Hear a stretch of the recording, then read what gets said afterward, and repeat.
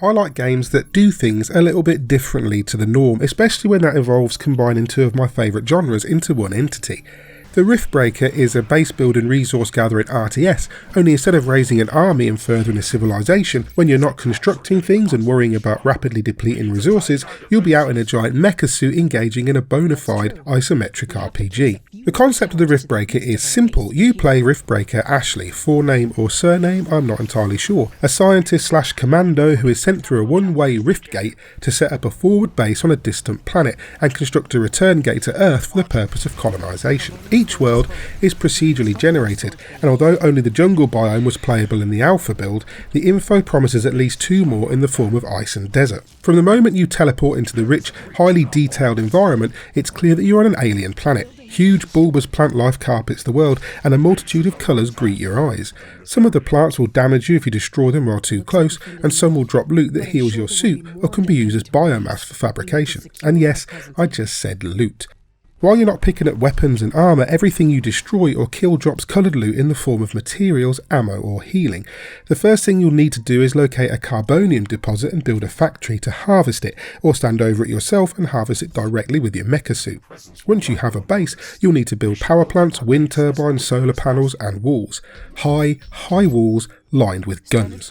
The indigenous life, at least on the world in the demo, comes in swarms of alien beasts that reminded me of They Are Billions. They come in various forms, some small and fast, some that spit acid, some that are huge and armoured.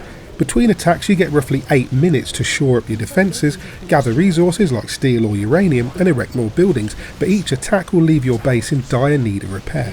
You also have to go further and further afield to find resources, which you'll need to build factories upon, which in turn will need their own power and defences. Your mecha suit, fitted with an AI called Mr. Riggs, will give you advice and tips or make you aware of points of interest or impending attacks, and he can be upgraded with better armour and mobility or fitted with a variety of weapons such as flamethrowers and rocket launchers.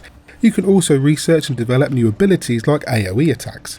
Now and then you'll need to destroy nearby nests to keep your base safe, or go on the hunt for a huge individual alien creature that will summon the swarm to defend itself. Everything you do is in service to building and improving your base, upgrading your constructions and ultimately building a rift portal to complete your mission. You're constantly busy, always against the clock, and sometimes a single mistake can cost you everything.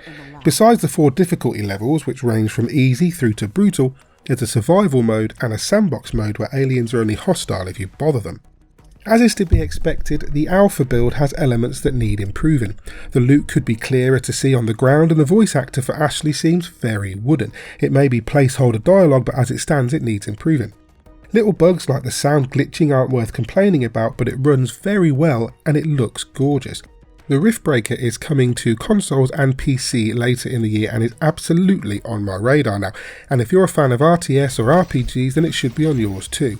EXOR Studios have a potential hit on their hands, and I can't wait to get stuck into the full game when it launches. We hope you enjoyed our first look at the Riftbreaker. Will you be picking it up? Let us know in the comments, and if you did enjoy it, please consider hitting like and subscribe and maybe tagging that bell icon so you're notified whenever we drop a new video. Oh, and you can check us out on Twitter and Instagram at GodIsAGeek2 if you like. Thanks for watching.